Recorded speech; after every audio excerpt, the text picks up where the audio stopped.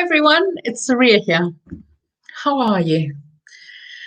Um, Yesterday I got triggered, and part of that was the exhaustion as a single mom of carrying the weight of the mental and emotional load, doing the mental and emotional labor where it's heavy and it's hard work and it's exhausting.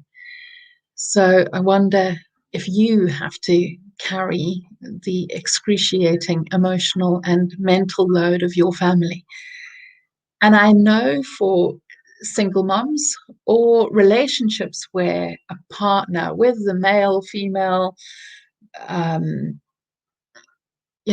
gay couples, where one person is carrying the mental load of the birthdays, of the appointments, of the tidying, the cooking, and everything, and holding everything together. Those folk who are carrying the mental and emotional load are often people who get more triggered because they feel unsupported, uncared for, and they crack and it's exhausting. So, yeah, another single mom here. Hi, single moms. It's exhausting and it's hard work and it's triggering. And I really want us to shift this. And if this is an issue for you, come and join the Tame the Triggers that starts tomorrow. I'll put the link quickly. I'll just run it for a second at the bottom there. That's the link, restoring.love. But I wanted to talk to you about this emotional and mental load. Because for those of us who carry all this emotional and mental load, frequently what happens is not expressing what we feel and what we need and getting our needs met. And those are three completely different skills. In order to be able to express what we're feeling, we have to first know that we have a feeling. If you have autism or ADHD, recognizing that you're having a feeling is often really challenging. So that's quite hard for people who are neurodiverse because there isn't an awareness necessarily of the body to recognize there's a feeling there. And so that takes a little bit more practice of knowing this is what's going on. And then, then each one of these are skills that we need to do. There's noticing what you do and going, I'm carrying all of this and it's too much of a weight and I can feel I'm cracking under the pressure of all of this and I need somebody else to take these parts on. Yesterday when I flipped, I felt like my kids are teenagers. So at this age, I kind of expect that they will step up a little bit more. And I want them to, because I want them to be thriving, independent adults. And they generally are utterly awesome and do we work as a team. Though this week that wasn't happening as much. And so I was feeling like I was carrying everything, plus leading up to this workshop. And last night I just got frustrated and angry. And so today we've been talking through it about what happened from both of our perspectives. And, triggering happens because there's something that we need to be addressing. And I don't have shame for getting angry. And my son doesn't have shame for expressing his frustration too, because it's sharing what matters to us. And I think that there is a big thing around shaming people who get upset, who crack under the weight of all the emotional and mental labor that they're doing.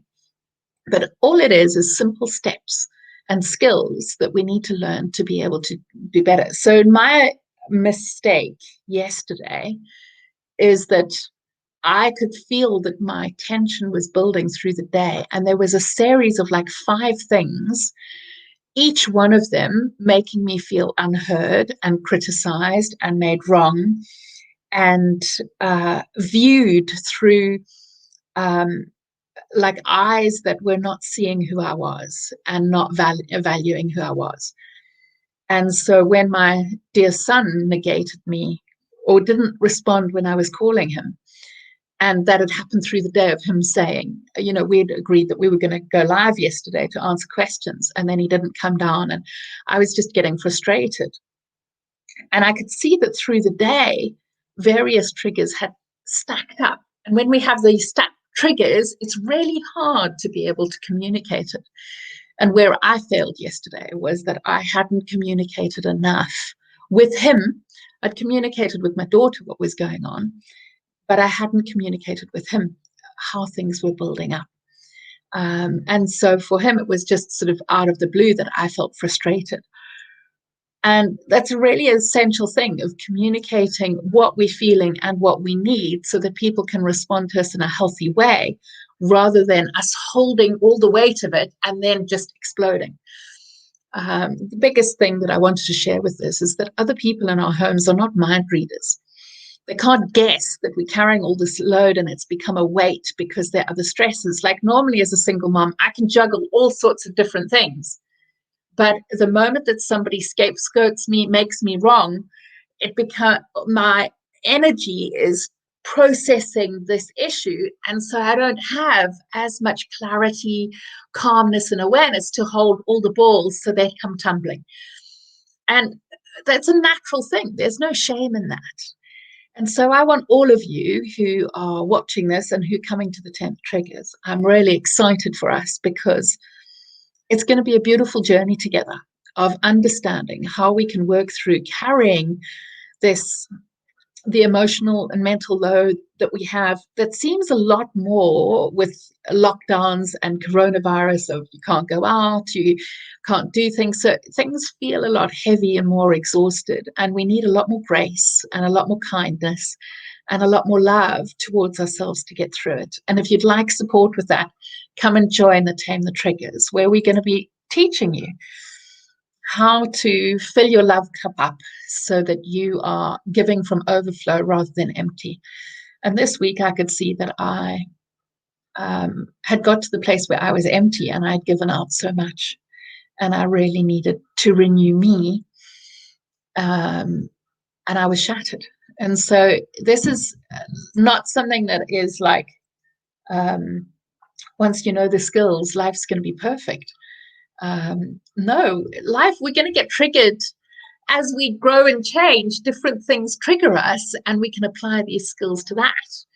And so, I know that I'm about to come on. So when that happens, often the things that have been building up that I haven't expressed will come out. And for me, instead of looking at it as though I'm wrong and bad, it's letting me know these things are needing love and care.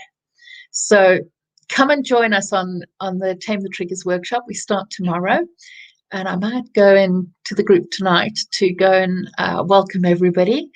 And we'd love to have you with us. It's going to be a glorious 10 days or 2 weeks together, because you'll have the weekends to catch up. But you're going to gain so much, not just on how to tame your triggers and calm and connect and understand yourself, but you're also going to gain triggers of who you are and valuing you and knowing that you matter. Because often we get triggered because other people are treating us like we don't matter. And I want you to know that you matter, that you're so worthy and deserving of goodness and love.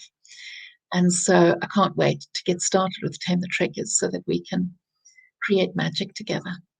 All right, I'm sending you love. I'm trying to keep all the videos, except when I do the Q&A, there'll be lots of videos to answer, or questions to answer, but I'm trying to keep everything under 10 minutes so it's easy for you to watch. All right, sending you love. Be kind to you. Be kind to you, and know that every trigger is a call to address something that you care about. And with the right skills, you'll be able to do it effectively to get your needs met. All right, and I hope you'll come and join us tomorrow. Love to you. Bye.